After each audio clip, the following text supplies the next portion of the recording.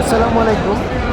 আজ আমরা জানব সাফা ও মারোয়ার সাই সম্পর্কে। এটি হজের একটি অত্যন্ত গুরুত্বপূর্ণ ইবাদত। সাই হলো মহান আল্লাহ তাআলার নির্দেশে সাফা পাহাড় থেকে মারোয়া পাহাড় পর্যন্ত সাতবার যাতায়াত করে। এই ইবাদতে ইতিহাস জড়িয়ে আছে হযরত ইব্রাহিম আলাইহিসসালামের স্ত্রী হযরত হাজেরা আলাইহিসসালাম এবং তাদের শিশুপুত্র হযরত ইসমাইল আলাইহিসসালামের সঙ্গে।